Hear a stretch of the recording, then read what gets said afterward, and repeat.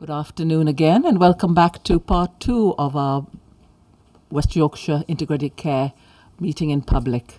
We're now on the 19th item, which is system performance, and invite Lou and Adrian to take this item. Thank you, Chair.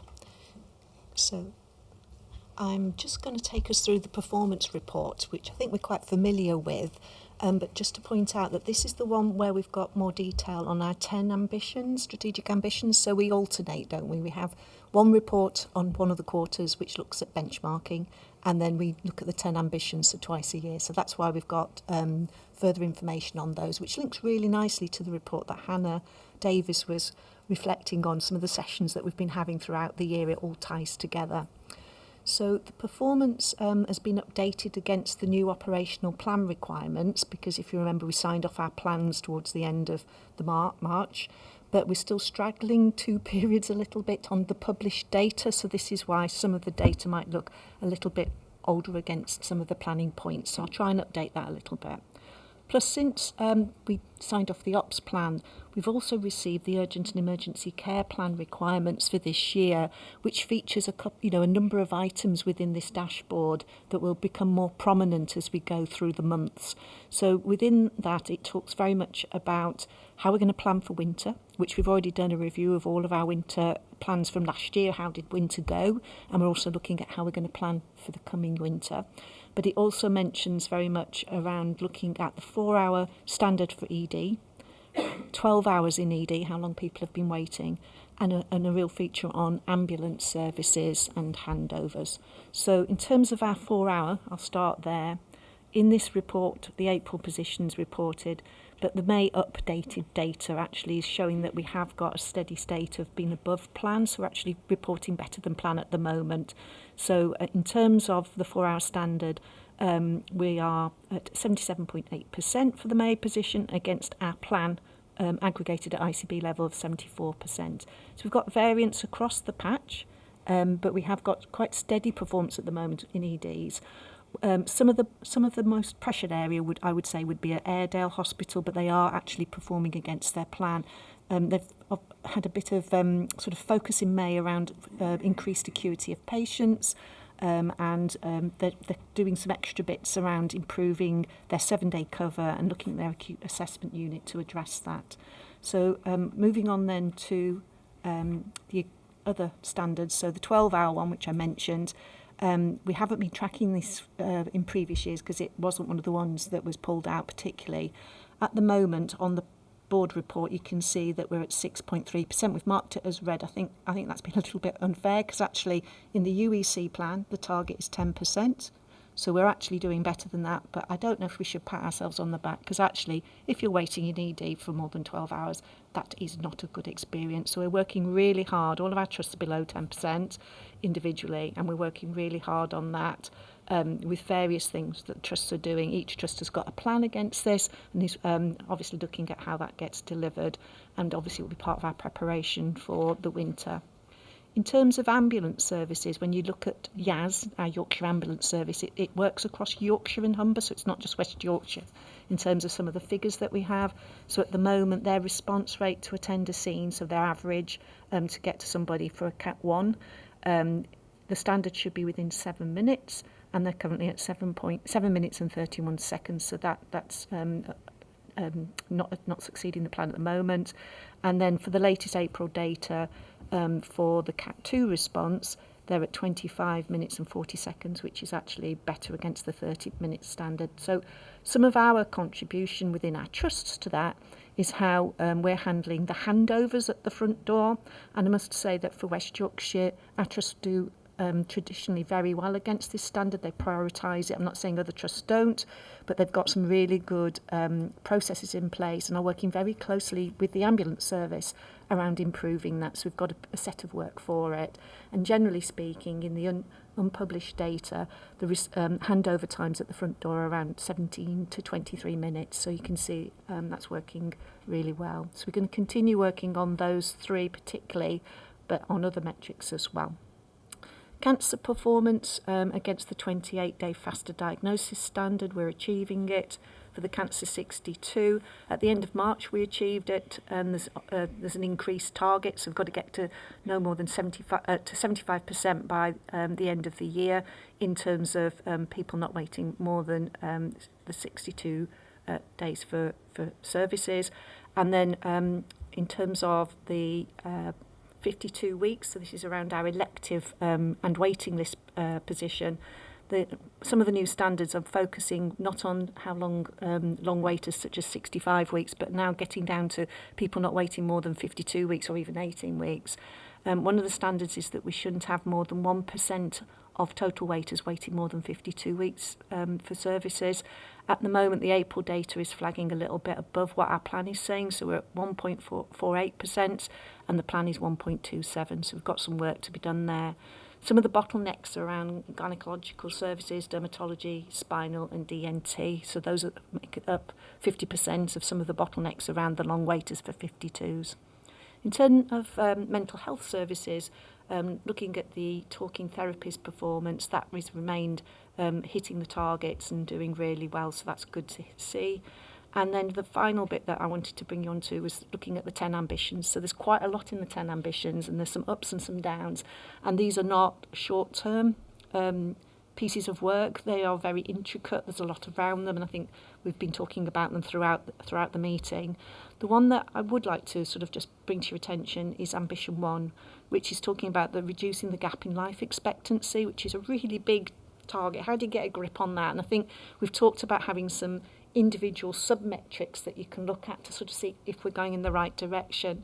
And certainly within the sub-metrics, we've seen a reduction in the gap in inequalities in hypertension and cholesterol treatment across West Yorkshire, and notably narrowing the gap in the most deprived quintiles, which is excellent.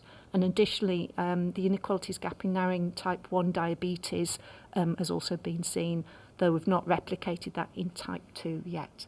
So those are the things I wanted to bring to your attention. There's a lot in the report, and I'm sure there'll be some questions, but I'll now hand over to Adrian to just pick up on the finance slides. Thank you. Great, thank you. So just to quickly by way of context, so just a reminder, this is the finance report that we talk about here is for the system as a whole, so the integrated care system, rather than just the ICB. So where we're at as at the end of month 1, so this is a report for month 1, we're £1.3 million behind plan overall as a system at the moment. Sorry, is it? Yeah, sorry. £1.3 million behind plan overall. That is broken now. So with the ICB is currently on plan. Providers are behind plan, which is driving that £1.3 million. They had an actual deficit of 16.4 million against a planned deficit of 15.1, which is what was driving that variance. In terms of the context for that, the plan overall is a break-even plan for the system, so we're anticipating to deliver a break-even plan at the time of the plan submission. That was broken down with a mix between a 96.5 surplus in the ICB and a 96.5 million deficit in providers. That was at a point in time where there is work going on subsequent to that to make sure that there's a less of a mismatch between those two. It was just a kind of function of the timing of planning that led us to that end point. We are looking to address some of that mismatch between the deficits and the surpluses sitting between the ICB and providers, and that's something which we can provide a further update on at a later time. In terms of the forecast, we are forecasting to be on plan. We'd normally do undertake some sort of risk analysis, but we don't normally do that for month 1. It's still a bit early in the year normally to start to do that. So from next month onwards, we'll start to collect data on what the risks to that might be and what the mitigations might be as well, if we start to get further behind plan. In terms of that 1.3 million deficit, the key adverse variance rather, the key variance to that is efficiencies. So we have got a very stretching efficiency target for the system as a whole. The driver of the 1.3 is efficiencies, with £3.4 million behind where we need to be in terms of efficiencies right now.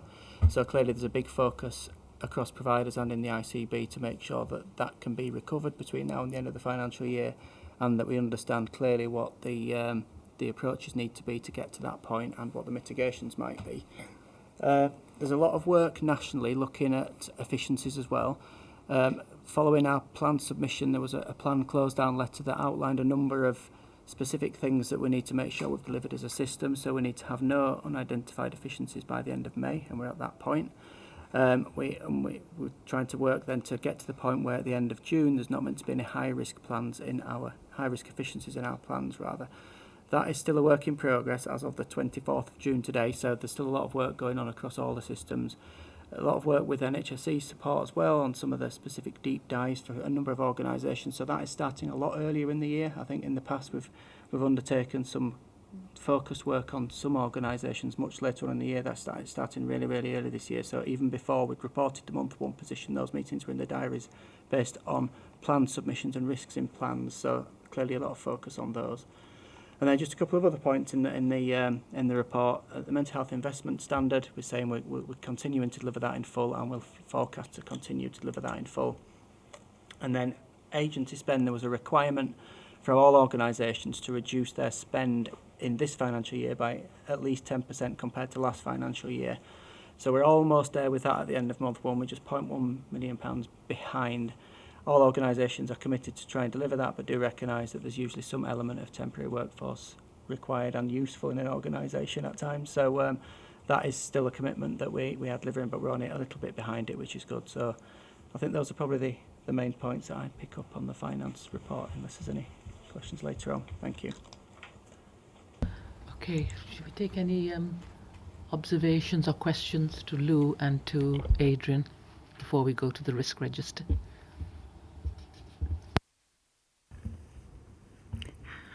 Hi, Melanie Brown, Wakefield District Health and Care Partnership Place Lead.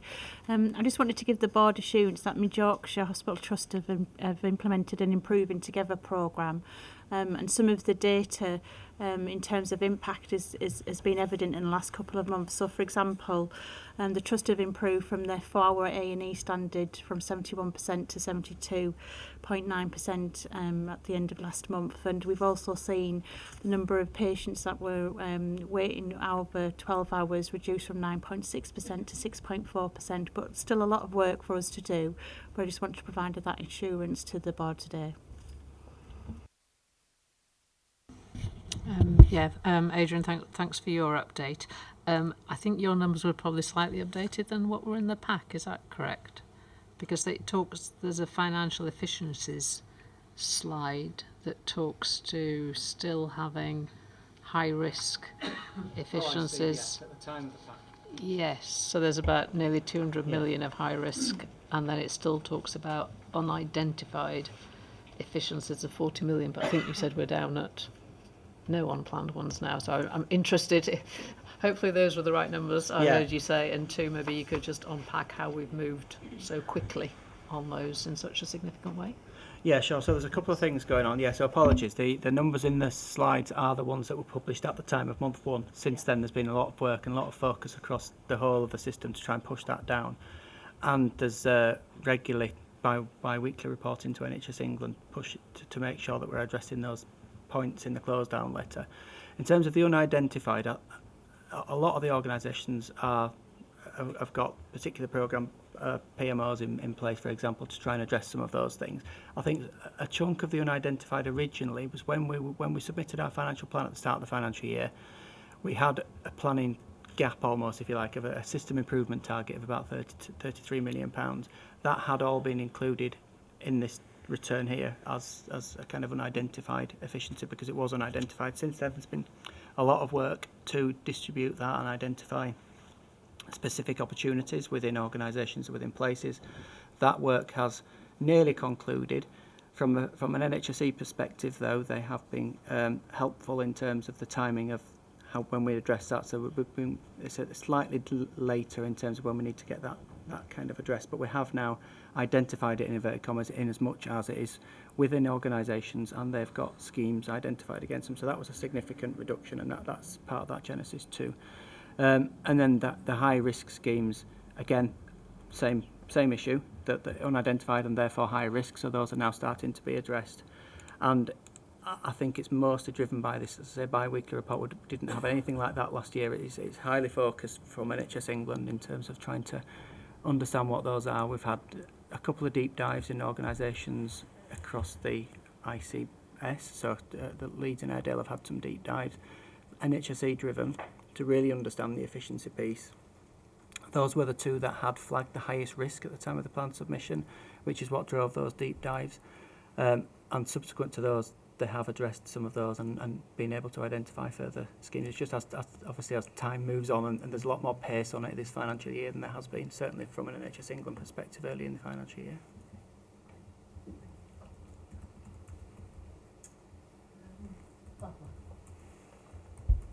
Thanks, Chair. Just a couple of questions regarding the system ambition. So one, I think it's really important to acknowledge the progress that Cancer are making on system ambition number 4, despite some really challenging circumstances, which I think is important for the board to acknowledge. The one area of concern for me, though, was system ambition number 3, which is regarding the children and young people in particular. Even though there are some really challenging circumstances in which we're operating and the sort of prospects look really challenging, there's no escalation to the board with any specific asks, which I'm a bit surprised at, because I thought surely there is something or we can do in that space, but also is there an opportunity through the new strategic changes that we can strengthen the work we're doing in that area for children and young people regarding obesity in particular? I'd like to respond. I'm not sure that I can actually respond to that specific, but I can certainly take it back. I think you're right. It's the one that does. Well, there's a couple, aren't there, that actually stand out as though we're not making good progress on. And I think it's really hard in this sort of report to just fit it into the boxes. So I'll take that one back. Thank you. I think it's a good challenge. I think Ian might want to add something. I don't know if Tim wants to from a children and young people's programme perspective. I think if you look at the analysis in this space, I think some really important elements which really again point to the power of evidence. So if you look at the admissions per 1,000 population for under 18s by deprivation, you can see that children living in deprived communities with asthma and with dental caries are more likely to be admitted than people who are living in more affluent areas. So the least deprived deciles. But for diabetes and epilepsy, it's about the same. And that's quite interesting because we should focus on asthma for children. We should focus on dental caries. It is quite shocking. We've had this conversation before that dental caries are the biggest driver of admission of young people by a mile, particularly in poorer parts of West Yorkshire. So it's great to see the improvements on asthma, which is one of our priorities and part of the work we've been doing. And I hope that we'll see some improvements in dental caries as we start to improve access to dentistry, which we have been doing. The lag on these is sometimes off, but it's not on this data. So I think on those things, it points to where we should keep focused as we go through some of the changes. And much closer to that bit of the programme that I am in, but you might want to say a few more things.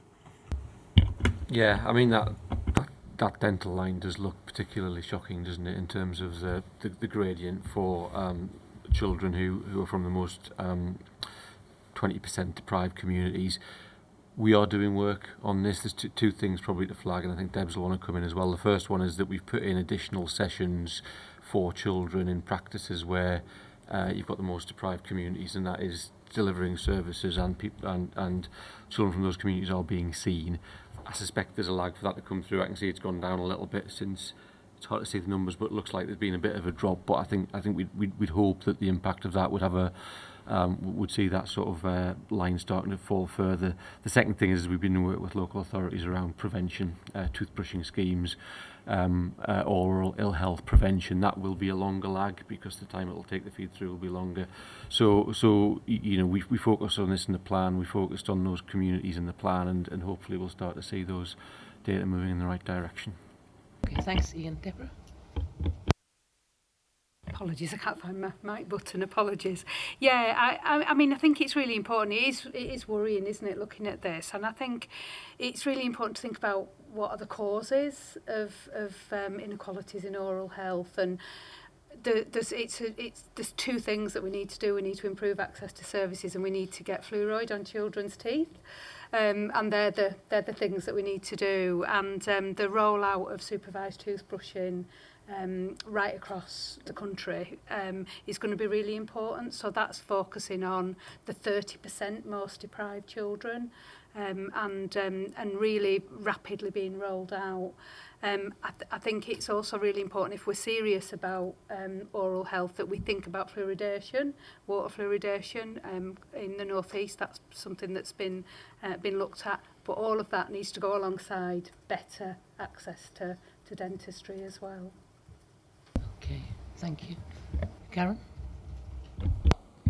Thank you. I'm Karen Jackson. I'm the Chief Exec at Locala and the Sector Lead for Community Services. Lou, I think this is probably something we might need to take outside, but what I was thinking about was sort of linked to that business of children and where they live and how we support them with their dental health and their oral health, about how we're going to think about measuring the impact of integrated neighbourhood health so that we can demonstrate that it's actually making a difference for people where they live. Because there's a bit of, we do what we measure, and keeping folk, you've used that a lot, Rob.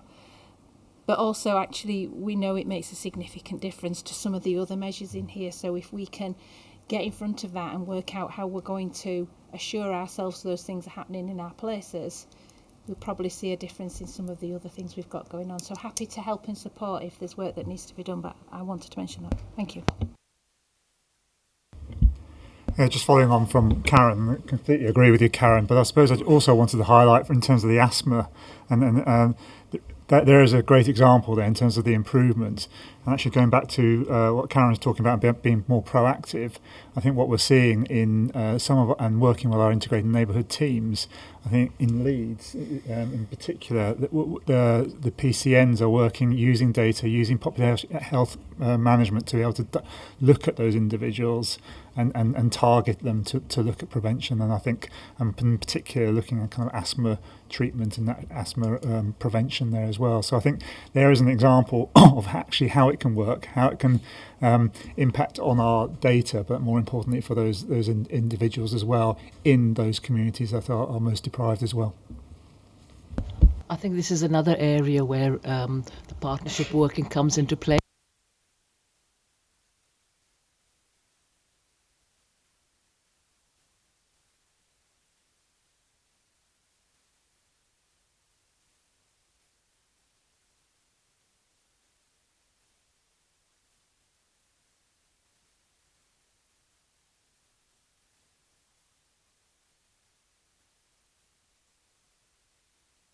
I'm going to now move on to Laura and the risk register. Thank you. So just introduce the paper. So this report reflects the end of the first cycle of the year. We have 63 risks currently on there. Quite a bit of change this time. So there's a lot of new risks and there's a lot that are closing down. That's quite common for the first risk cycle of the year. So there are some risks, for example, some of the finance risks where they're related to the financial year. So we've closed those down and opened up new risks. I think there's probably two other reasons why there's quite a bit of change this cycle. One is that the LMNS has done quite a big review of their risks on the risk register and have made some changes as a result of that. And the third reason is the organisational change. So we're seeing some amendments to that. We're expecting more as we go into the new risk cycle. So there is a new programme risk register for organisational change. However, these risks kind of reflect where we were a few weeks ago, and they need to be updated, and that's scheduled for discussion later this week at the programme board. I wanted to particularly draw attention to the high-level risks that are at paragraph 3.8. There are 3 that are currently deemed to be critical, so that means they're scoring 20 or higher. One relates to neurodiversity diagnosis and access to services. The second one is in terms of risk of cyber attack. And the third one is around VCSE and reduction or loss of services. And I know we've had discussions previously around those 3 risks. In this report, we are introducing the new concept. We've spoken about it previously, but this is the first cycle where we've reflected it. The concept of standing risks. So these are risks which are unlikely to change really. So most risks go up and down. Sometimes, no matter what you do and how well you manage a risk, actually you're not able to manage it away or reduce the level. And cyber attacks are a really good example of that. We can be doing absolutely everything possible to manage the risk of that, but we can't manage the risk away. So we have identified during this first cycle 3 potential standing risks. They're set out within the report. I'm expecting that there's going to be more. We have started with those risks at a critical level during this first cycle. We've identified some more likely ones at a lower level, and we'll pick some of those up as we go into the new risk cycle. It's quite a helpful thing to do because it means that we can focus our attention as a board on those risks where we can make a difference. So if you've got quite a large number of high-level risks like we have, identifying those where we can perhaps do more to address them is helpful as a board. I think just finally I wanted to draw your attention to, you've got narrative within the report in terms of the discussions that have taken place during the risk cycle at both executive management team and then through the committees, and would also flag that you should see that these correlate with the AAA reports that come not only from the West Yorkshire committees but also the 5 place committees, and we have tried to reflect on learning from our internal audit into risk management to try and tie those AAA reports as best we can to the discussion around risk. I think those are the main points. Thank you, Chair. I'll pause there. Okay. Any observations, comments, questions? Jane? Yes. Thanks, Laura, for your introduction. I thought it was really helpful to hear your description of kind of the changes or the amount of change in certain areas that's been reflected in the risk register, with some closing down and new risks emerging. Obviously, from our earlier discussion around the national review into maternity services, kind of it does look surprising at face value to see that amount of change. So I guess earlier we talked about ensuring that the board is cited and there's clarity in terms of how we're kept abreast of that review, particularly relevant to the West Yorkshire. And I wonder if we can think about how that is reported to the board, bringing together the various elements, including things that are going on in the risk register associated to that. I think that would just be helpful for us, so that we've got a full picture and oversight. And then audit committee were also discussed about the idea of the standing risks, which we were supportive of, so thank you for including those.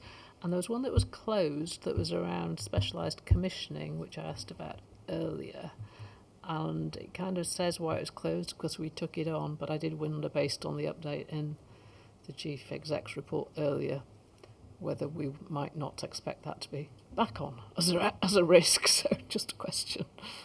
I hadn't realised that earlier when I asked the question, but I think it's a really good spot, Jane. I think it's a feature of the timing. I think we were expecting the team to transfer over. We now know that the team isn't going to transfer over to next April, so I think it's quite right that we'd re-add this as a risk, given the ongoing certainty around that team. Thank you for spotting. Okay, thank you. Bev, could I go over to you about the maternity? Of course, risks? yeah. So I just wanted to give a little bit more detail around the maternity risks from the LNMS. So we have a quality and safety subgroup represented across West Yorkshire, and these are aggregated risks, so may feature on local risk registers at provider organisational level, but we aggregate it across West Yorkshire. So we had a really detailed, as Laura has already mentioned, review of our risk register a number of months ago. And we closed 2, and we've got 2 new risks. So the first one that we closed were risk number 2436, and that was around staff vacancies. The board will remember that for probably the first 2 years of my tenure, we were talking about significant risks, particularly in midwifery services, but not there was some across specialisms also in wider maternity services, and we did some work as the LNMS to address that, and now the vacancy rate is vastly reduced, and therefore there was a decision to close that risk. The second risk was 2350. Now this risk was the national ambition to reduce stillbirths and neonatal deaths by 50% by 2025. We didn't achieve that.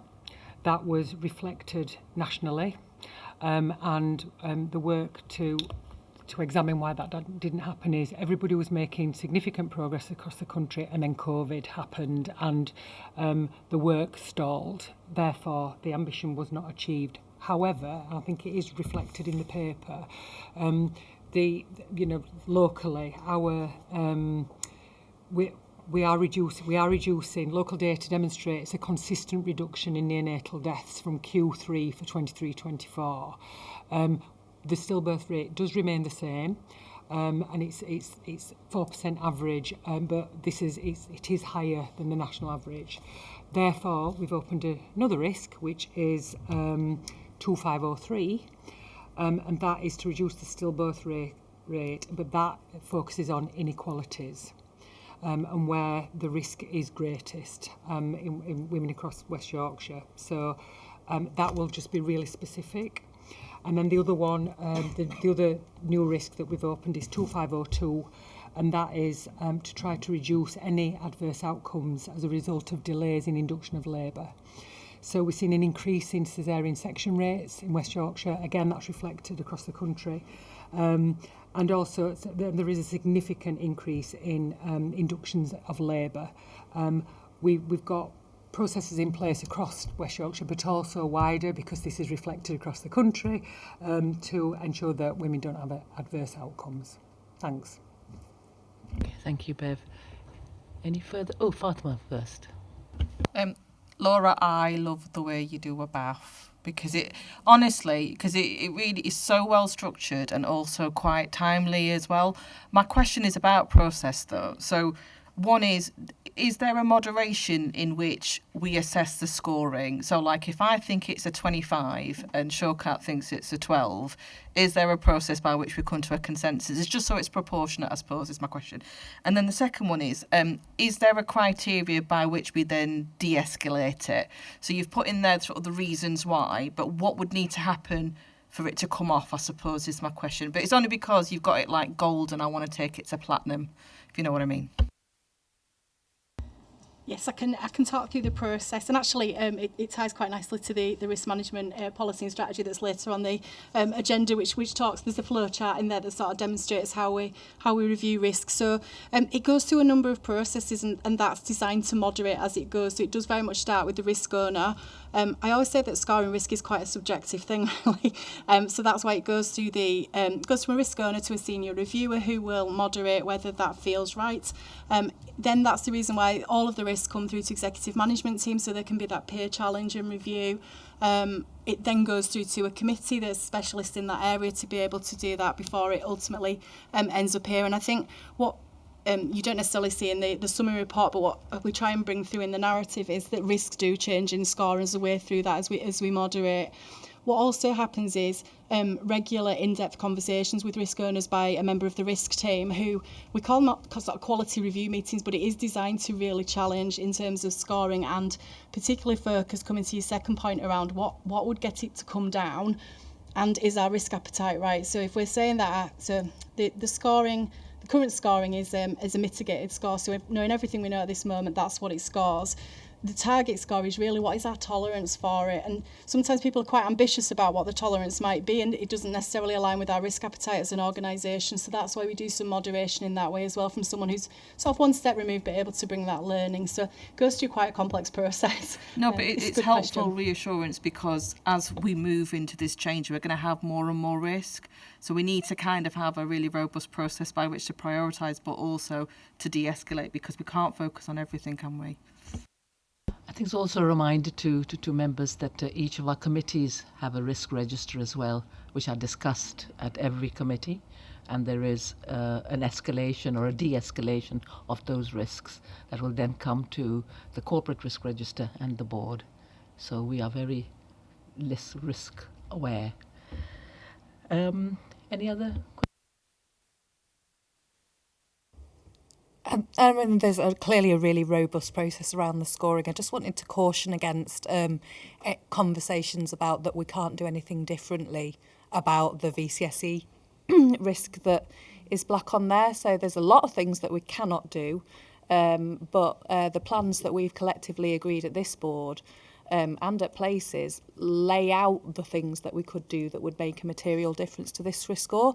Now, our ability to do that, given some of the financial constraints and the capacity and time we have, that's the question. But there are some of the things that we could be doing that don't have a financial implication. So I wouldn't like us to be in the place where we've come to the conclusion that there's nothing else we can do. That's a really good point and challenge there, Kim. Thanks for that. I don't think there are any others. Jane again, yes? Sorry, one more, just looking at the place risk analysis. CHC comes up a lot and seems to have been a feature of discussion across the places, actually. And apologies, I don't know, where does that get reviewed? Obviously, it's a cross-place issue challenge, and there seem to be multiple factors. We've had internal audits in that area as well. So how is that being...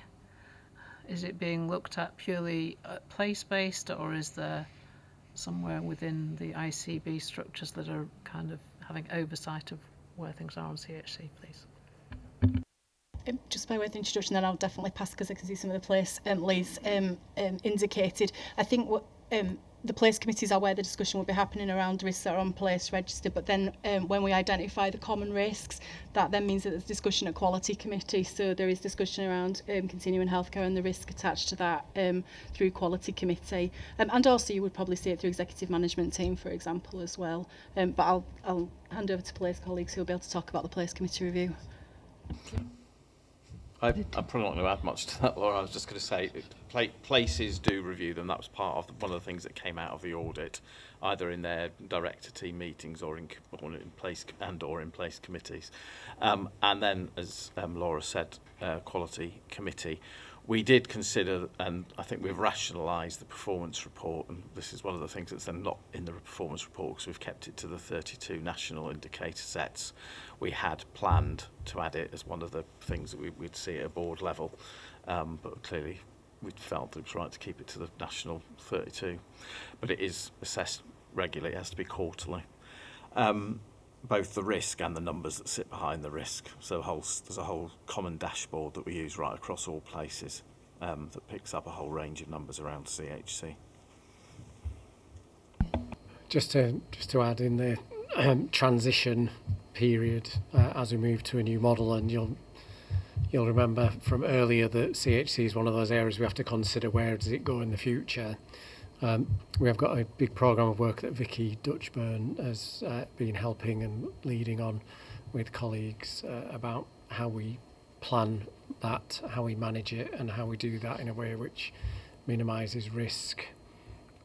Thank you. Tim, do you want to finish? It was on a different issue. It's on a different issue around the risk register. Yeah.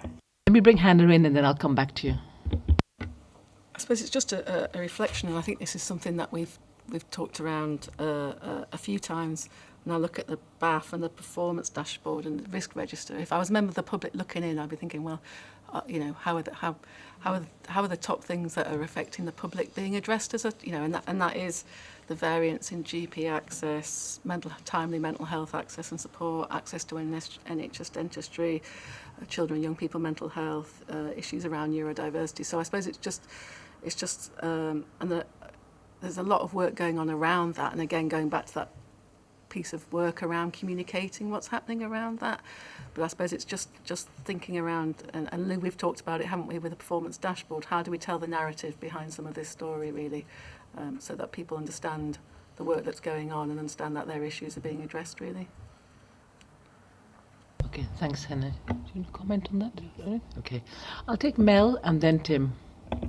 Thank you, Chair. I'm just reflecting on CHC, and the board will be aware that we needed to do a significant improvement programme in Wakefield around our CHC improvements. So that commenced in November. We've been able to close 12 of our 14 actions.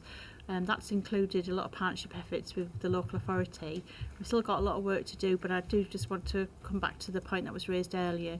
Some of that support was provided by Bradford and also Kirklees to help us think through some of the areas of good practice that are in place in Kirklees and Bradford around some of that area of work as well. I know a lot of in our future sort of forward plan of audit, we've got some future places that will look at CHC too. But just to give assurance to the board that we're working through our outstanding actions. We've got a couple that we need to close still. Tim?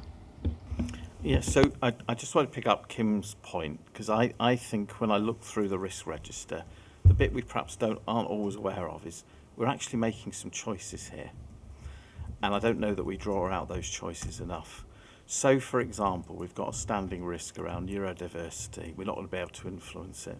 Well, we are in a way choosing to say we're not going to spend as much as we need, or we're going to run with the current system.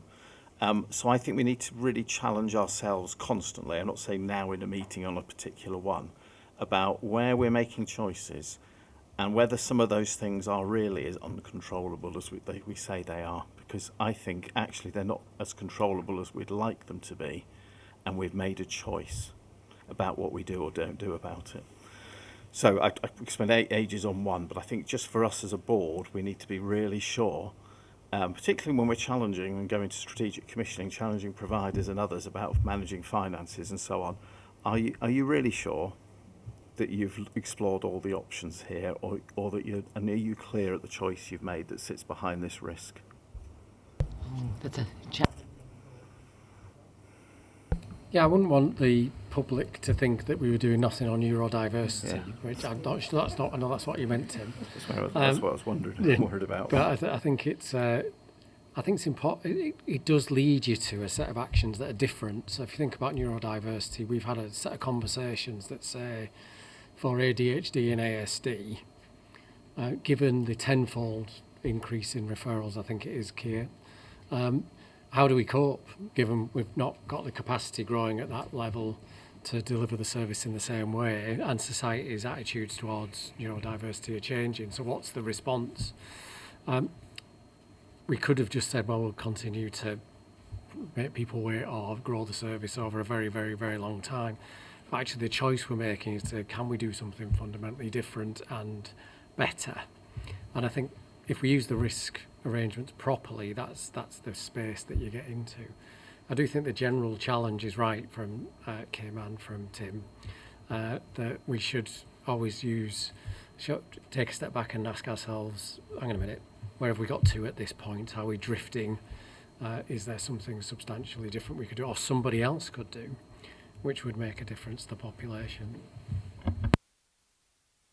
Okay, thank you very much. Time to draw this item to a conclusion. So, thanks to Lou and Adrian and Laura. Can we note that we've received the reported position on the matrix of the performance to date, and the update on the measurement of progress towards the 10 strategic admissions. And also we've had some feedback on the updated measures and metrics, and I think we've suggested some additional alternative published data sources and methodologies, etc. We're assured that appropriate action is being taken. We've reviewed the corporate risk register, and we've sought assurance, and we're now asked to consider if there are any other emerging risks on the horizon that need to be captured by the risk register.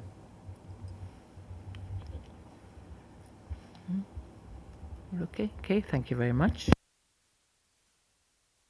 I'll now go to the item of the committee AAA reports. AAA meaning assurance, alert and advice. All the committees of the ICB and place provide minutes, obviously, but also reports for assurance to the board, particularly alerting the board to any issues around escalation or risk. There is one that I need to report around quality, and James, you can sort of come in if you think we need any more information. And this is really about the serious mental illness reviews, naturally, but one that was triggered by the Valdo Calcani case in 2023, where you'll recall that tragically three people in Nottingham were killed.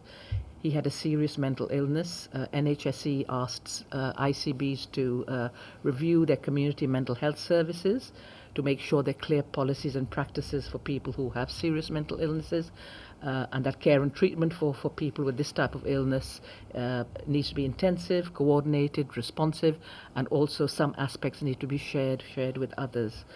So we can assure the board that we reviewed our local intensive and enhanced community care teams and the services that they offer, and also we looked at the assertive outreach team.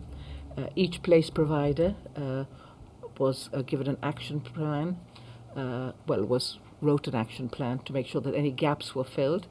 and that we're now working through the standards that NHS expect to see for this community group in our localities, and this is expected to be completed within 12 months of the standards being published. So I just wondered, James, is there any update there? No, thank you, Chair. I suppose the only addition I wanted to mention, I suppose, is that you talked about whilst doing this review, we looked at the assertive outreach teams across our places, and it's just to recognise that in Bradford and Leeds, we have clear specialist ways to offer treatment and support kind of directly through their teams there.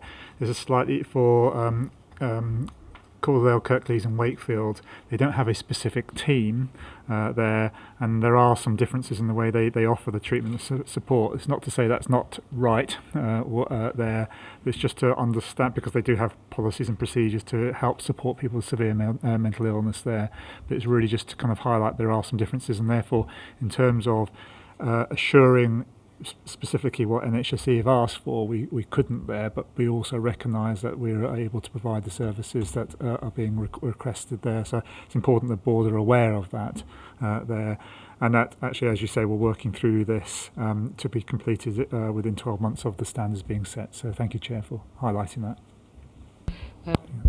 Any other questions or comments on the AAA reports? Just to build on that piece around the Nottingham case and give some assurance to the board. So we've done some work through the Mental Health Collaborative in terms of where we're all working as mental health trusts, and certainly in terms of my board, we had a board development session, we looked at the report in full. Yes, we do have an assertive outreach team in place, however, we looked at the report in terms of what else we could do, what learning is there. It's quite a harrowing report actually when you read the report, and there is lots of learning in terms of leadership and board and around the governance and around how you manage risk. So there is quite a lot of learning in that report, and I can just assure you that all of our organisations have looked at that and taken that learning forward. Thank you. Thank you, Therese. That's really reassuring at our system level. We're going to go on to item 21, which is the Integrated Neighbourhood Teams Blueprint, and I'll pass over to Ian Holmes. Thanks very much, Nadra. So two blueprints on the agenda today, and the first one is around integrated neighbourhood teams. So the purpose of this item is two things. Firstly, we'd like to share the work happening across the partnership on the development of integrated neighbourhood models, and secondly, in support of that, we'd like the board to sign off the integrated neighbourhood teams blueprint. The development of that has been led by the Transformation Committee, and I'm grateful to AC, who's not here today, for his input and leadership into that.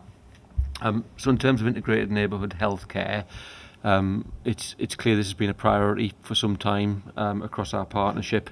And if you look at the strategies and plans that we've developed over the years, this always features how we organise services around people's needs rather than across organisational boundaries to better meet their needs in a joined up way, how we work to identify illness at an earlier stage and work with people to support the proactive management of that illness, and how we work with broader partners across wider than NHS boundaries to improve health and well-being. And we've tried to articulate that in paragraph 2.2 of the cover paper, and hopefully, Hanny, you'll see a lot of the themes from your report around personalisation, enhancing community engagement and focusing on inequalities is featured in our kind of aspirations around that.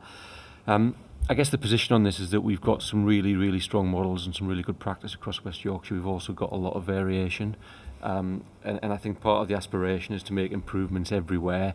As Nadra's Chair's report has identified, this is a key transformation priority for this year. We're asking places and place partnerships to prioritise this year, recognising over time that the work will move to provider collaboratives.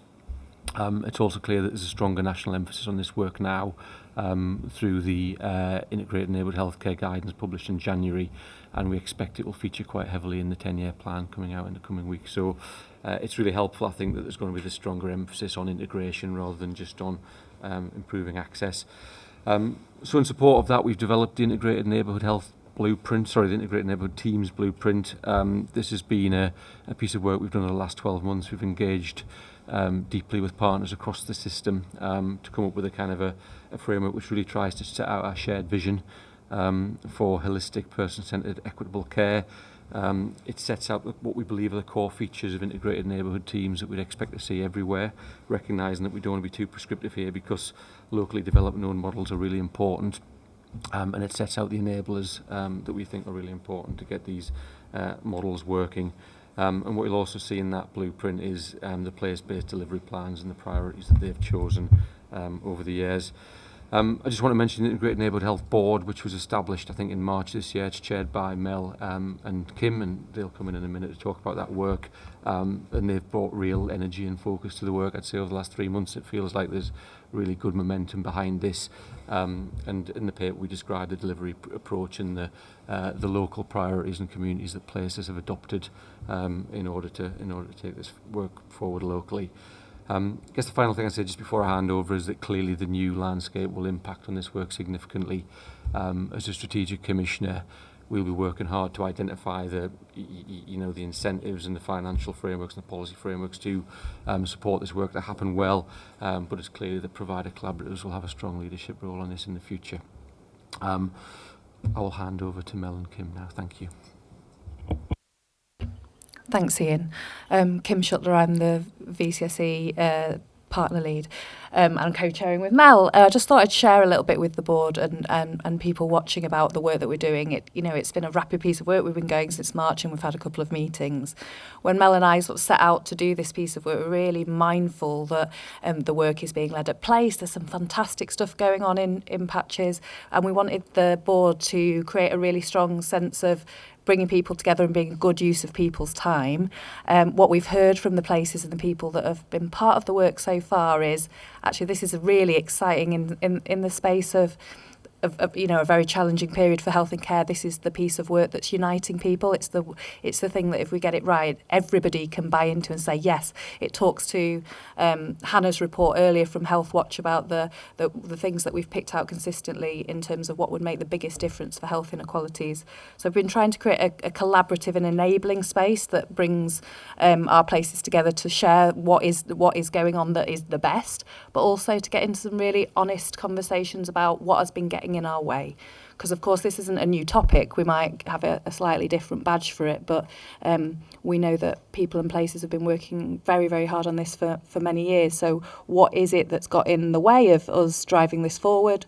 What have been the challenges, the blockers, the barriers, and what would make the very biggest impact? So focusing on the months ahead, the next year, as we transition, what are the things that we can do collectively across West Yorkshire, but how can we support the places as well to drive their work forward in a enabling way? So as Ian's mentioned, I think there's been some great collaboration across places, some really honest conversations, and actually a great deal of consensus about the things that have been getting in the way, and what the things that would make a difference. So I think we're moving forward quickly. It's a long journey, and of course it's a long-term strategy. But I think we're having the right conversations and getting to the right place, which I'm really pleased about.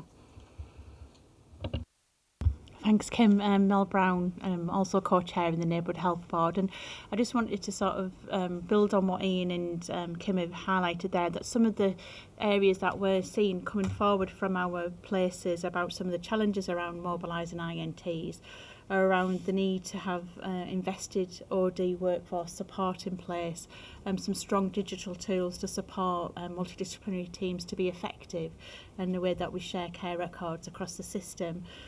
So that they're described as some of the enablers. They won't surprise anyone who've got a lot of experience at working in multi-agency working on this board, and they're described in the enabler section of page 359 of the blueprint. What the blueprint does is it gives us the ingredients to make and thrive our integrated neighbourhood teams, but it allows the cake and the flavour of the cake to be developed on the basis of the population health management and the key cohorts to be identified based on response to those community needs. But we do know that if we don't invest in some of these enablers, the cake will either go flat, or we won't be able to give people the full chance to thrive in the way that they want to with the ambitions of integrated neighbourhood teams. What we've outlined in the appendix of the blueprint, which is from page 357, the key components of the neighbourhood health guidance, which came out on the 31st of January. And obviously the integrated neighbourhood teams blueprint, whilst it focuses on one of those key components, it can't be a success without the other components of the neighbourhood health guidance. So it's quite critical that all of that becomes interlinked. What we're asking the board to do today is consider some of the questions we've posed in section 5.2 in terms of some of the reflections and how you want us to take this forward.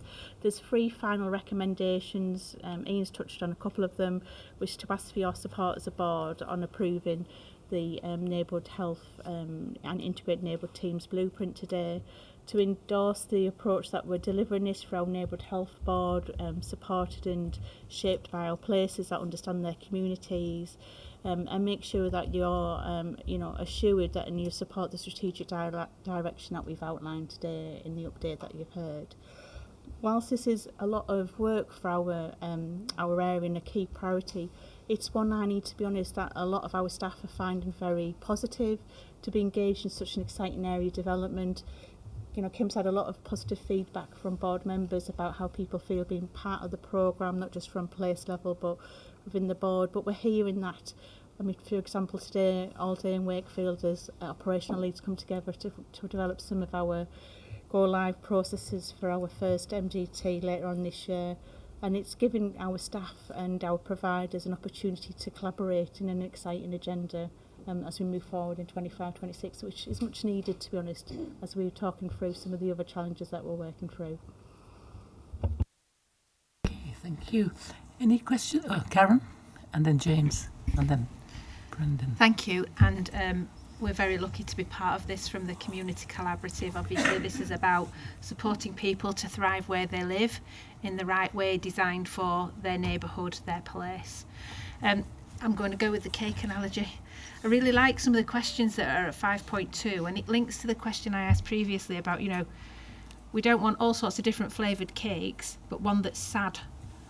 We need to understand between us all that actually we're making some progress everywhere, don't we? And there's going to be a real trick to that, isn't there? Because we don't want to be prescriptive, because we want it to be for places, but we need to assure ourselves we're making the right amount of progress with the right people involved. So I think answering some of those questions is going to be really critical in terms of releasing the creativity and engaging everybody, but assuring ourselves we're making enough progress in each place. So really keen to be involved in that. I think that's really important. Thank you. Thank you. Then I have James. Yeah, no, so Mel, Kim and Ian, thank you. Really great paper, but I also know in terms of the work that's going on, there's been some fantastic work that's happening. Sticking with the cake analogy, really, I suppose. But I'm going to take it to soufflés, because soufflés... Yeah, exactly. There's a risk, and that you talked about variation. I'm being serious here. Talking about variation in terms of what you expect there, and we want variation because we have a variety of different communities and enable that. But at the same time, you want to kind of make sure that actually wherever you live in West Yorkshire, there's you know what your expectations are. So you're not going to get something different because you live in one area compared to another. But it might be right for that reason. There may be some reasons behind that as well. So I suppose it's kind of how do we make sure, in terms of you talked about assurance, that we are getting the right care. Absolutely agree in terms of it's about developing the trust. It's about kind of having those open, honest conversations. I was interested to hear in terms of you talked about kind of the challenges and the common challenges that people have had, because as you say, a lot of this isn't new. It's in one sense, and a lot of work's been going on over many of our communities, but not across all of them there. But I suppose those common challenges, what can we learn from them? And I suppose as a board or as a system, how can we help to make sure that those challenges aren't just repeated again because we're picking this up with maybe a new name, but embarking on this, so we don't come back in 2 years' time with saying, well, these were the challenges, but actually they were the same challenge we had today, may have had 2 years ago. So I suppose it's kind of making sure we air those challenges, but also, I suppose, back to us, just kind of how, as a system, how do we enable that we don't make those mistakes again, or enable those challenges to kind of be the issue for us there. So, but thank you very much for this. Okay. Do you want to comment back?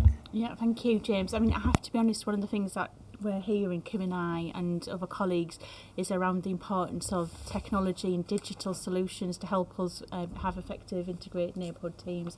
there are other areas that have come up. As Kim said, people have been remarkably honest about some of the challenges that some of our places are facing.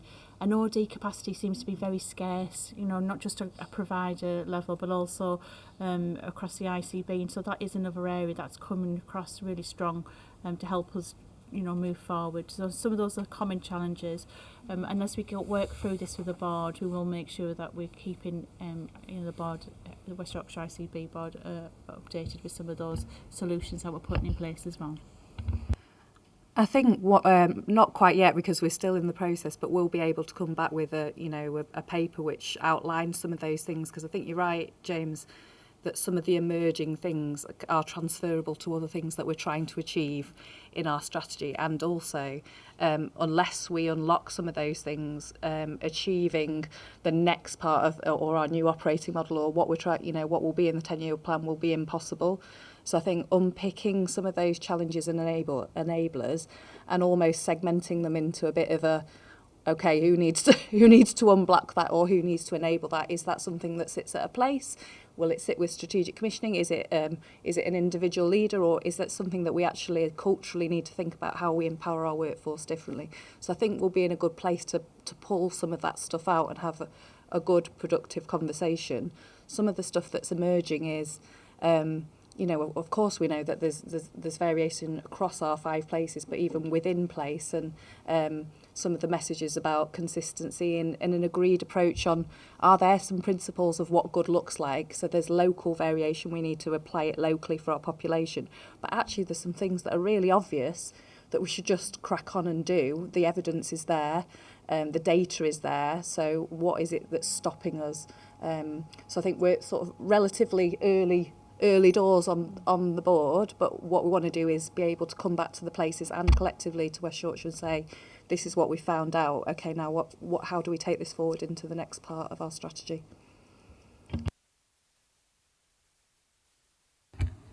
Thank you. I think the 3 of you have done a great piece of work. You've really stewarded this and got it off the ground. It's more of a profit from Wyatt to have a member at the board, and that's because we're integrated large providers.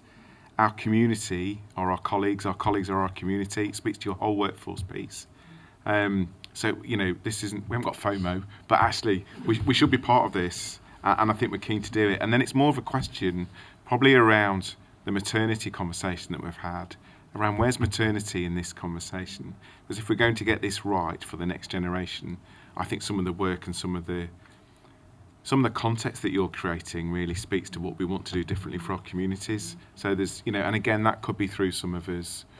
So there's enough there, we can pick it up offline, but we could genuinely want to support this. Great, that sounds good. I've got Majid next. Thank you. Yeah, just a couple of points. Really good piece of work. So this is just seeing ways in which we can maybe strengthen it a little bit, linking back to the report we had this morning. So I'm wondering if there's an opportunity to speak more in the model around behaviours, values, cultures, cultural proficiency, because we can speak about the what, but if we don't have the right leadership skills, etc., then how are you actually going to implement some of these things that we are speaking about? So it docks into the OD point earlier on. The other thing I think we should speak about is we want to see more of the neighbourhood population involved in leadership and governance.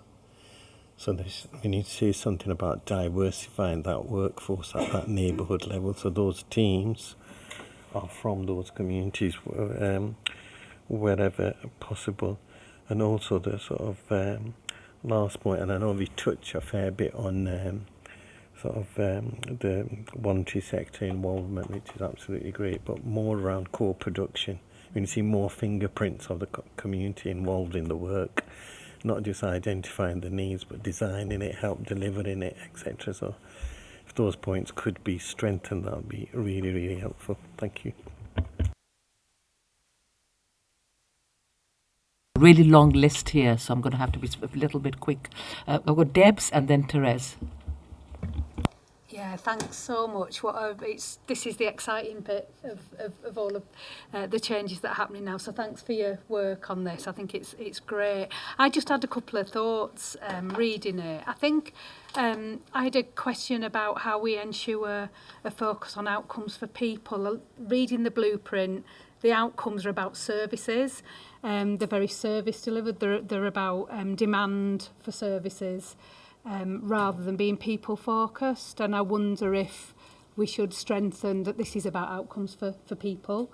I also, and it builds on the maternity comment actually, I think in the narrative, in the blueprint, there's a lot of talk in there about how INTs will help the NHS be more sustainable. How will they help adults and children's social care be more sustainable? How will they help communities be more sustainable? I think, again, there's massive opportunities. I didn't feel that and see that in the blueprint.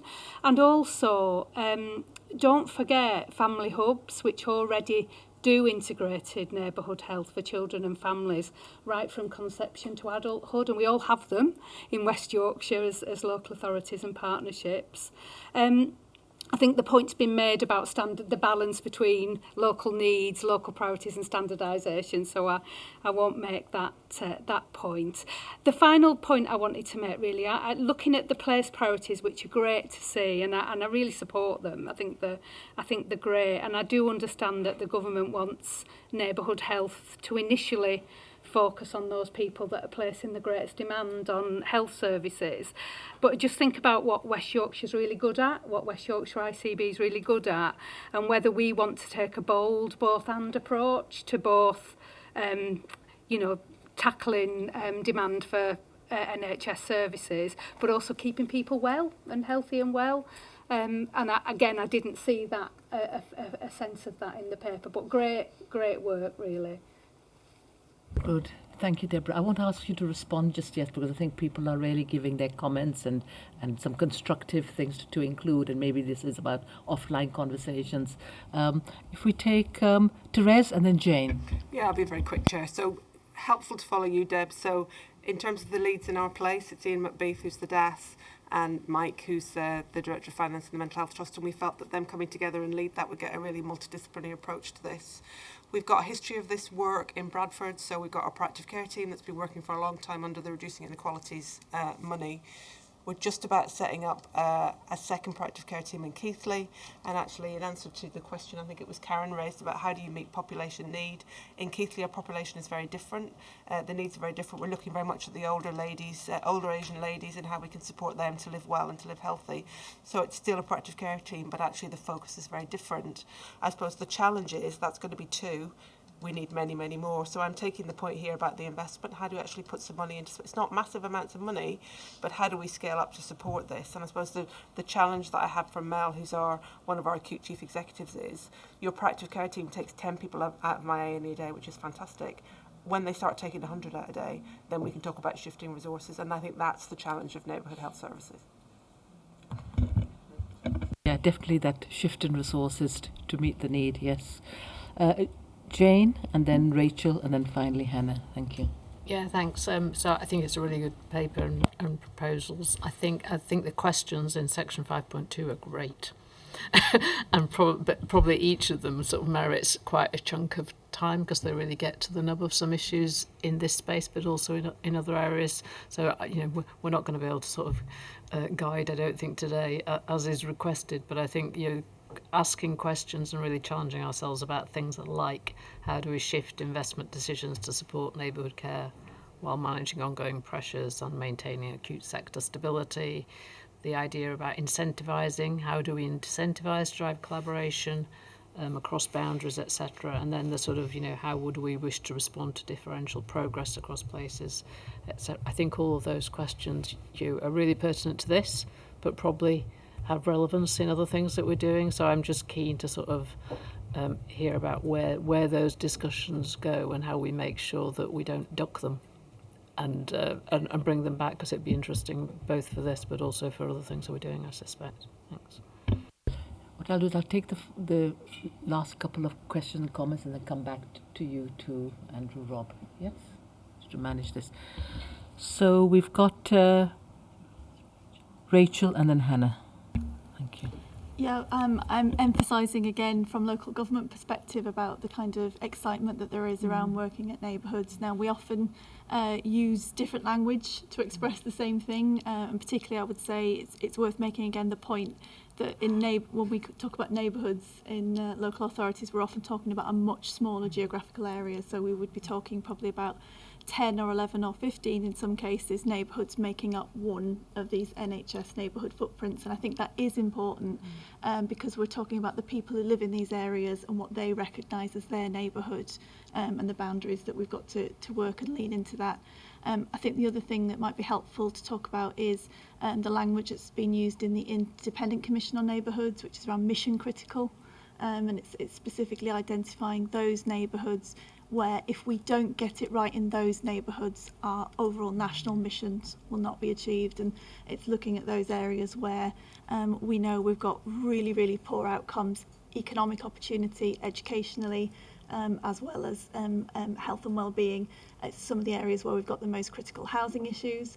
And so, you know, we in this room know you cannot deal with health and well-being without also dealing with those issues. So I think it's again, it's something where local government really, really wants to work hand in hand, and I think that kind of integrated neighbourhood approach needs to be led from neighbourhoods themselves and the people in them and what they've been telling us oftentimes for years, to echo Hannah's points, and again something about how we organise ourselves to help them lean into that possibility of being mission critical. Well made points there, Rachel. Hannah. Yeah, I'm probably just going to echo what Rachel said around there. You know, this is, if you think about the things that people were describing before in the consistent themes, this is a really exciting opportunity to deliver care in a different way with communities, in communities, isn't it? Which is what people have consistently asked for. I suppose just to describe on the board, we're a member of the board, so ensuring that people's voices is a fundamental part of that is part of our work, but also a key sort of ambition of the board as well, and there's a piece of work that's potentially going to be happening around that, particularly around the consistency and the lack of variance. We have got pockets of good practice, but how do we make this the way that we work across our local places, not just variance West Yorkshire, but local variance within local places. And then I suppose it's just that offer really around building on what we know as well in terms of people's wisdom and insight. Obviously we've done the report today, but there's lots of insight from the 10-year plan consultation that Paul and his team have led. We're doing a piece of work, Bradford have done their listening programme, so there's something around bringing that together to build a body of work so that places aren't starting from scratch. You know, there's a lot that we know already. Thank you, Hannah. So over to you, Kim and Mel, and then Ian and Rob. Yeah. I don't think we've got time to respond to all the comments, but just I suppose thank you and yes please. I think, you know, all the feedback that people have given us is really, you know, it just enhances what we're talking about more. Absolutely on the common language, I don't think we have got a common language, and so we've got a development day coming up in a couple of weeks or so, where we're going to be bringing colleagues from places and different sectors together. Why definitely on the invite list, Brendan, and I'm sorry that we've not shared our cake just yet, but you should have been on the cake list, and I think we'll continue to develop that sort of collective language and vision together, because it is really exciting. So we'll be in touch with the various people who've commented. Yeah, thanks. Really, really helpful comment. Just a couple of points to draw out based on the really rich feedback. The first one, I just want to pick up James' point about why hasn't this worked before, and what do we need to do differently. And I think we are going to have to continuously focus on this during a really, really difficult time in terms of organisational change. I think one of the things that's happened in the past is other things have came along and overtaken it, and having a constant focus and avoiding the temptation of trying to do 100 things alongside this is going to be really important. I think that's a job for all of us. The second thing was, I think that list of questions, Jane, at 5.2, it's almost, we need to take that back into the board, don't we, and answer those questions ourselves, because I think they're really helpful. But as you say, it'll be helpful for how we take the work forward, and also helpful for how we get into some of the things like the UEC blueprint, for example. Okay, thanks. Rob? Yeah, I think this was done, a lot of work gone into this, and it's good work. The questions in 5.2 into 5.3 are helpful, we should see them in the context though we're operating in, and who's going to answer those questions. So by September, all of the places will let us know who the provider collab lead's going to be and what the arrangements are. By April, we expect them to be in place, and by April, we'll be a different organisation. So really, this is a gift. If we agree this, we're saying this is the blueprint that our provider collaboratives are going to have to take to deliver integrated neighbourhood teams based on what the blueprint for the ICB says, the model ICB, which is that's what providers will be doing in places. They'll be leading the place shaping. They'll be doing integrated neighbourhood teams. They'll be able to fulfil this. I think the question for us will be, what will those integrated functions that we're putting together help and facilitate that, and how do we make sure that that happens? But if we have that mindset of we're handing something to a group of partners in the place to deliver for us on the basis of work we've done together, I think that will get us further. Exactly, yeah. Thank you all three of you, really. I think you really brought some energy into this room and this board again. And what are you saying?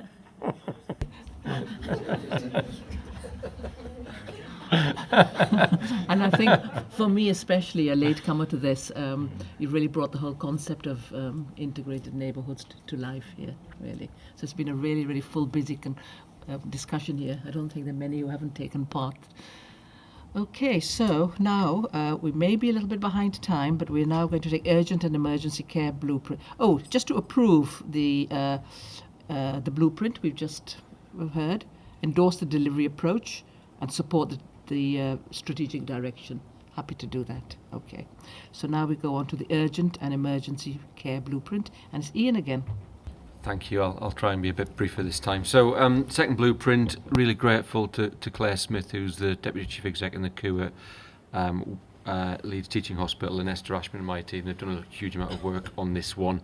Again, we've had a lot of a detailed discussion of this at the Transformation Committee, and AC has really contributed to that as well positively, which has been great. The operating context for EC is really challenging, as we know. There's significant pressures across services, significant variation in performance and access across our patch. That pressure has increased in recent years, and we know that pressure is going to increase in the future. Through the work and the engagement that we've done with both members of the public and clinicians, folk have highlighted frustration with the variability in delivery models of the current system.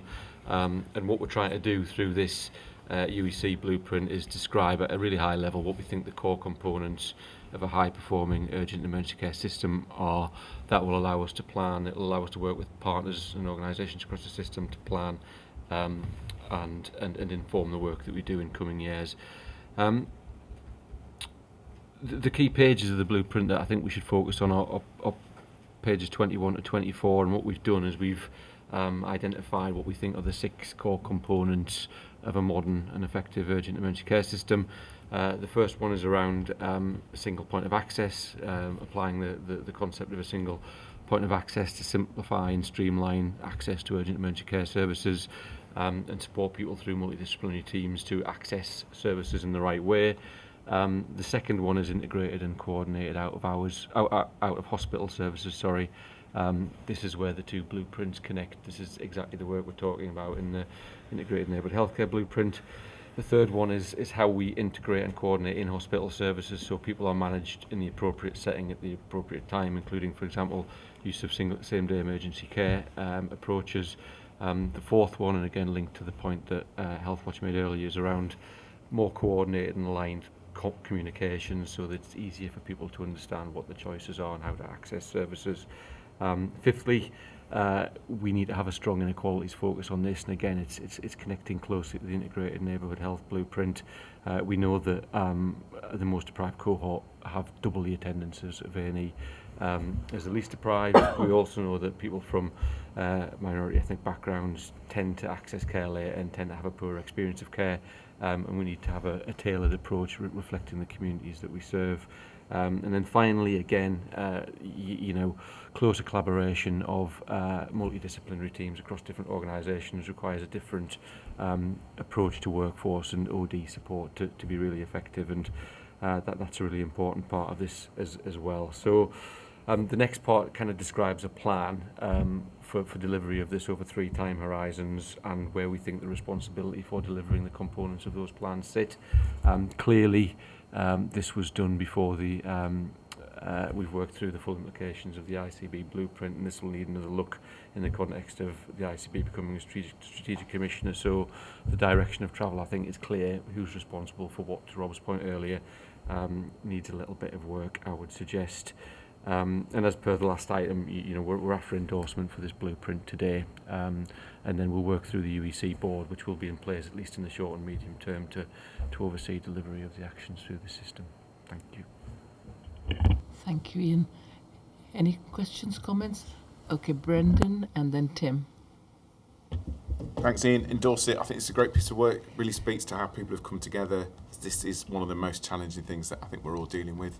I think it speaks to the rise in demand that we're seeing across every aspect, and it speaks to probably what you've been calling out, Anna.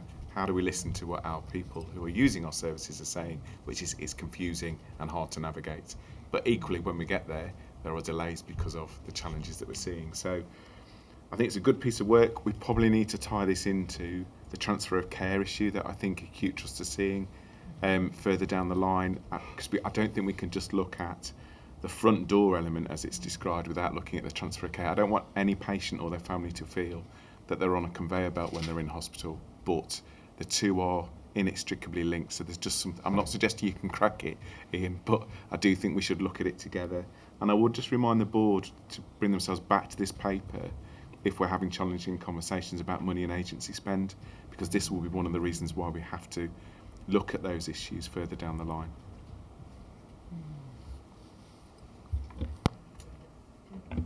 Yeah, thank you. I agree with Brendan there. Really important and really good and clear articulation. I wondered if there are a couple of things.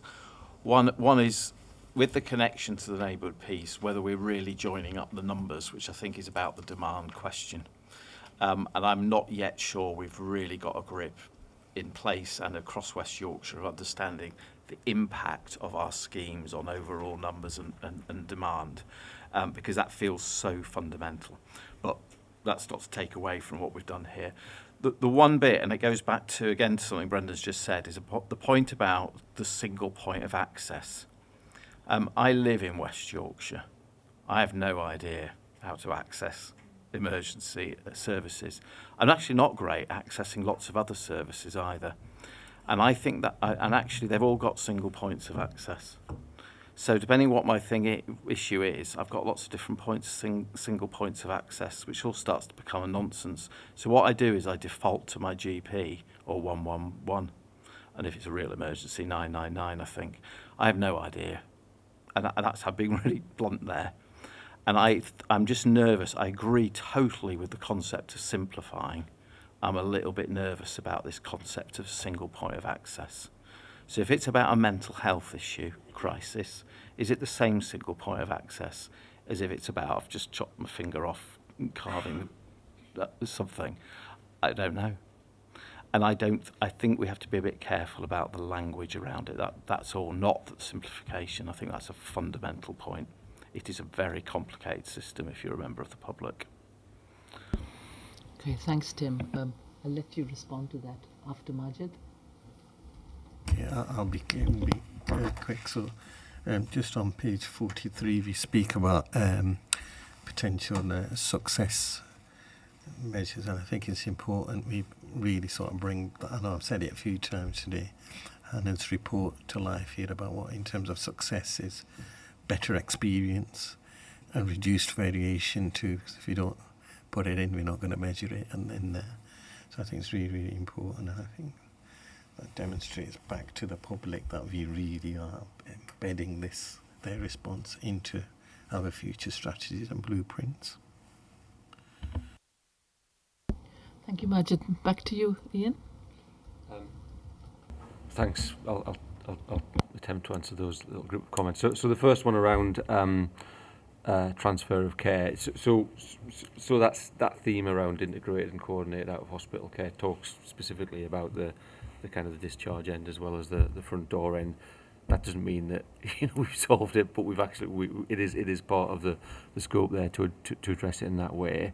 On measurement, I think the big challenge we've always had around integrated neighbourhood health, integrated neighbourhood teams is measurement. I think what we've tried to do this time is identify two overarching measures. One's about reducing unplanned activity into the acute sector. The second one is a measure of improving outcomes through sort of early diagnosis and intervention. That work is progressing, I'd say, but it's really challenging. And obviously places have chosen different cohorts, so it's that kind of logic model of if you can have this impact on this cohort, how does that impact on the overall? So we absolutely understand the need to do that in order to be able to plan effectively. It's work that's ongoing, and it's work that is quite complex and challenging. In terms of the point around metrics to understand better experience as well, Majid, absolutely. In terms of the single point of access, I think it's a good point, Tim. Clearly, we need to define the sort of the cohorts that we're relating to and the service areas that we're relating to there, and communicate that really clearly. I think it's when you look at evidence up and down the country, different places have done it for different populations and communities depending on what they've identified as priorities. But clearly, articulating that well to ourselves and to the communities that we're talking about, I think, is really important too. Chris. Just to pick up that mental health question, and I don't know how closely we've been involved. I'm looking at you, Keir, but there is some national conversation about mental health A&Es, and the jury's a bit out. So some people think it's a place to put mental health patients in a nicely designed cupboard so they can be out of the way of busy A&Es, and some people think it's where you can get the proper health care support, physical and mental health, to actually enable you to get well and move on through the A&E. And I'm not sure where we've landed, and I'm not sure where that conversation's happening. So I just think it's something that we might need to think about. I don't know, Keir, if you can add. Yeah, thanks, Trace. So there was a conversation we were part of with NHS England. So they held a workshop earlier in the week, and part of the focus was about language as well. So reinforcing the point that mental health A&Es, is how it's been described in the media, that's not what we're trying to articulate. It's about kind of safer spaces, about the most appropriate space within the right co-located environment. How do you help de-escalation? That is about exactly as described. It's the partnership working, it's the MDT bit, it's the recognition that people who come in with a mental health crisis will still probably have comorbid physical health problems, and it's not a shunting thing. So we just need to be careful about how we describe it so we don't end up exacerbating those inequalities, I think. Yeah, I suppose just to stress the importance of the time it takes to communicate well as well. The recent move to NHS 111 for mental health crisis, we've just done a piece of work around that. Lots of feedback that people are just not aware of it. As long as lots of other feedback about people's experiences, some positive, some to be improved on. But we also did a piece of work in Leeds around what happens when you don't communicate well and the impact that has on people as well. So in terms of, I'm not sure whether it's in the strategy or not, but that it is a significant piece of work to communicate these changes around this, not to be underestimated, and the use of different mechanisms to do that. It's not just a social media campaign over X or whichever one people use anymore, but how do we really support people to understand how to access care? If Tim's not sure about where to go and I'm not sure about where to go, then how do we really place a focus on supporting people to understand how to understand health and care, access health and care? One of the things we have to do is ask as many people as possible how they would like to access, what would help them understand. So it's about switching off our own thinking as well sometimes. But thank you all, and thank you, Ian, for this. So can I ask the board to note and accept the approach that we're taking towards the development of the West Yorkshire Urgent and Emergency Care Blueprint, approve the blueprint in its final draft, and endorse the approach to delivery, including the oversight, and note the alignment between the blueprint and the requirements in the recently published National Urgent and Emergency Care Plan, and champion, promote, embed and align the blueprint into incoming strategies and strategic objectives going forward, and accepting the contribution this can make to improving services and outcomes for the urgent and emergency care system in West Yorkshire. Good. I think we're all behind that. Thank you. I think we need to confirm for the board purposes that the alignment with the national requirements is complete. So are we saying that by adopting this blueprint and this oversight, we meet all the requirements placed upon us by NHS England? Do we know? Oh, thanks for asking that question, Rob. I was looking at it thinking what's missing because I was trying to catch Ian out.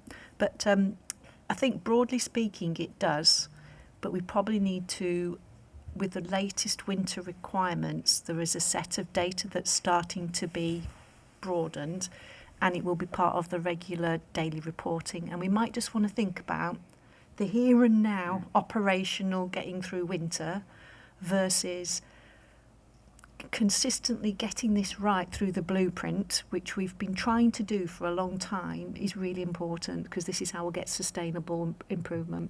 So I think broadly, yes, definitely we can look across to see if there's anything that matters, but I think that it's about the time scales. It's about the here and now winter, which starts September, versus the year 1, 2, 3, and we'll all work together on it. It was that. I think it was time horizons. I mean, what we're describing here is a long-term, well, not a long-term, a set of ambitions that will be delivered over a number of years. I think, we'll clearly need to work incredibly hard to manage this winter, and we'll clearly need to respond positively to tasks coming down, I think. Thank you. So we're confirming that there's nothing in the national plan in the short term which conflicts with this work. That's important, isn't it? No, it is. Yeah. It is. Yeah. Anyway, we'll now move to the ICB budget book for 25-26, and Adrian will take us through this, and then the Joint Capital Resource Use Plan. Also, Adrian. Thanks, Chair. So, as you say, a couple of papers now, more about finalising a piece of governance in terms of these next two items. So, the budget book.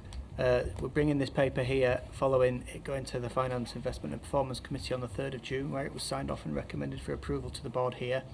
For those who aren't familiar with what it is, it's essentially a paper largely that talks about the makeup of the ICB plan in detail and for the financial year 25-26, bridging from all the allocations that we receive as an ICB through to the distribution of those to ICB places, through to the distribution of that through to expenditure budgets in the ICB and beyond. So there's quite a lot of detail in the appendices. The paper itself is quite brief. It just explains the process from end to end. Essentially, talks about the thing I've already mentioned when I was giving the month 1 report about the makeup of the ICB element of the plan. So where I said the month 1 report was the ICS, this is just ICB. And it talks about the makeup of the £96.5 million surplus that I described before. As I say, there's detail in the appendices for assurance purposes. It was discussed in detail at the Finance Committee. There was more. Behind this is literally a line-by-line detail of every single budget within the ICB. It's not presented here for the board, obviously, but it was presented to the Finance Committee for review. So. Really just to ask for board approval of the budget book as per the requirement every year.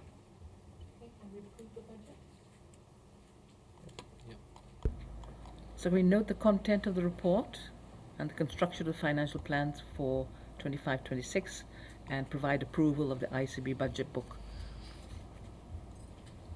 Thank you. Yes, thank you. Great.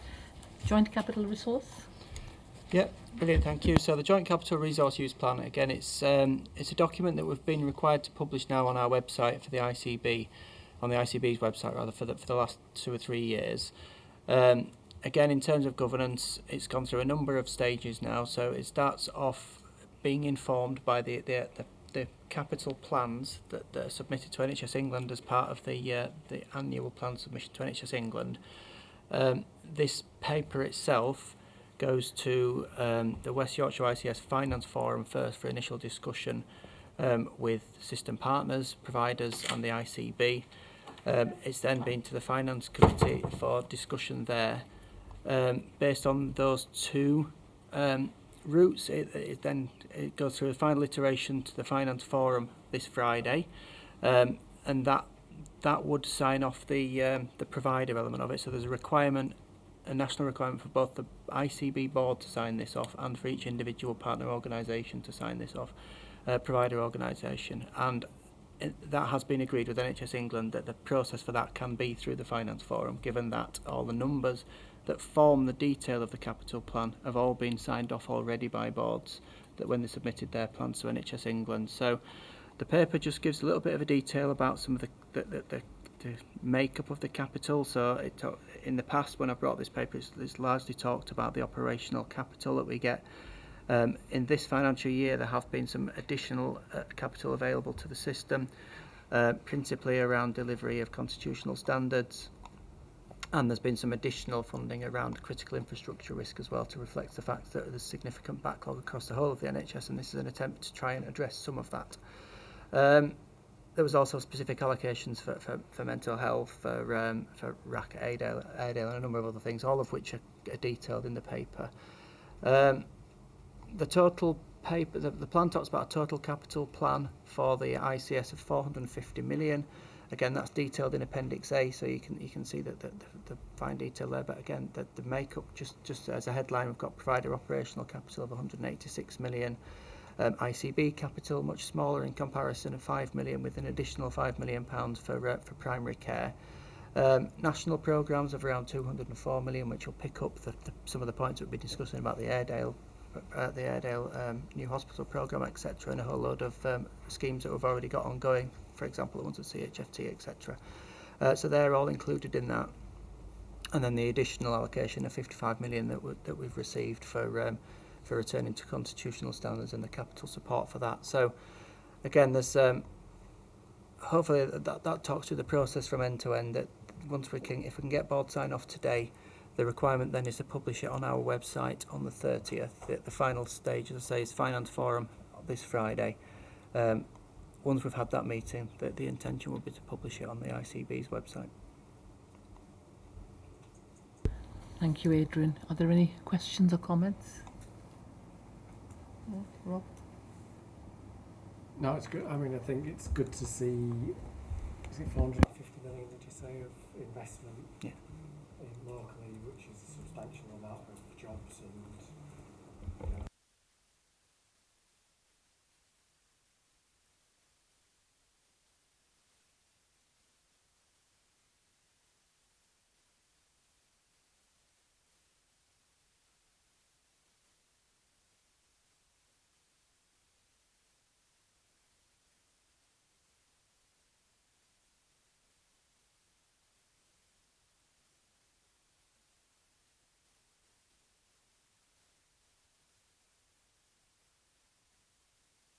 No. Sorry, no, I'm just going to say thank you, really. So Rob says that the overcommitment that Rob's describing, for those who aren't familiar with it, is we have an option to overplan, in inverted commas, by 5% to reflect your point, Rob, that there's usually some sort of capital slippage as the years goes on, and it just kind of helps us to be able to make sure we can maintain our capital spend, because the worst thing that we can do with such a limited resource is not spend it all. So it's really important that we always have managed to spend all of our capital, certainly over the last few financial years. Okay, thank you, Adrian, and to your teams for bringing this to us and all the work that's gone into it. So we'll, as a board, we'll note the approach to developing the joint capital resource use plan and note the next steps to ensure appropriate governance and publication, and we approve the joint capital resource use plan for 25-26. Okay, thank you. So we're going to go over to the last few items. Committee terms of reference and work plans. Laura Ellis. Thank you. Yes, so apologies for the volume of papers connected with this item. However, it does form a really important part of our annual governance review. So as referenced in the Chair's report earlier on, all of the boards committees have been going through end-of-year effectiveness self-assessments, and as part of that process, each committee reviews its terms of reference and also sets a work plan for the year ahead. These come to the board for approval as they're your committees. So for each of the 10 committees that we have, that includes the 5 West Yorkshire committees and the 5 place committees, you have a copy of the terms of reference with proposed changes annotated within that. There's nothing material, they're fairly minor changes. And then each of the committees has set out their proposed work plan for next year. I think it's important to say that each of the committees recognise as they were setting the work plan and indeed reviewing the terms of reference that we do expect changes over the next few months as part of the organisational change work and the change to the governance of the organisation. However, it's important that we set these up front and then we will work through that as the year goes on. So we're looking for approval today, please, for the terms of reference and the work plans. So can we approve the terms of reference and the work plans? Yes, great. Thank you for all your work there. Thank you. Now the corporate policies. Yes, thank you. I'll just move to those. So there's two policies that we're bringing for approval today. Not many policies are reserved to the board. Most are approved elsewhere. However, there are a small number that tie to the governance of the organisation that are reserved to the board. So you've got two. There's the Standards of Business Conduct Policy. So that policy has been updated to include reference to the fit and proper person process. And there's also a change of legislation that we need to reflect in there that's coming into effect from the 1st of September regarding failure to prevent fraud. And then you have the risk management policy, strategy and framework. So that document's been updated to reflect some changes in terms of strategic approach to risk management on the back of an internal audit report. We have specifically referenced now the role of the Transformation Committee in relation to risk management, and there is a risk management development plan in there. The changes to both policies were shared with members of Audit Committee in advance of the meeting, and Jane, as audit chair, was happy with the proposed amendments. We are anticipating that both of these policies are going to need a more fundamental review during the next 12 months in light of organisational change. And it was, I think Jane referenced it earlier in terms of the potential changes around the BAF and risk register. So both of these reviews are fairly light touch in nature, just to make sure that the policies remain fit for purpose over the next few months. But as I say, we are expecting that they'll need a much more fundamental review. Thanks. Any comments, questions? Great. So we'll approve the Standards of Business Conduct Policy, yes, and approve the Risk Management Strategy Policy and Framework. Okay, thank you, Laura. Thank you. So we don't have any identified any other business this afternoon. I'll bring the meeting to a close. So thank you all for your contributions. It's really been a constructive and busy committee. So thank you for that. Our next meeting will also include our AGM and is scheduled on Tuesday, the 23rd of September, 2025 at Headingley Stadium. And I'm just thinking, Laura, in terms of people who are viewing us at the moment, how will they get the information about getting tickets or something? Yeah, so information will be on our website in the weeks ahead of that. We're working around the communication around our AGM, and then we'll publish the papers on the website. Yeah. Okay. I was just laughing about the fact it's at Headingley Stadium and you're selling tickets now during your first job as chair. Well, 80s ref. I understand some really exciting things are going on at Headingley as we speak. Yeah. Well, we followed it. Cricket. Yes. And also just to remind members of the public that questions for the next meeting are invited by the morning of the 22nd of September, and the agenda and the meeting documents will be in the public domain on the 15th of September. So please, we look forward to your questions. So thank you all. Goodbye. Thanks.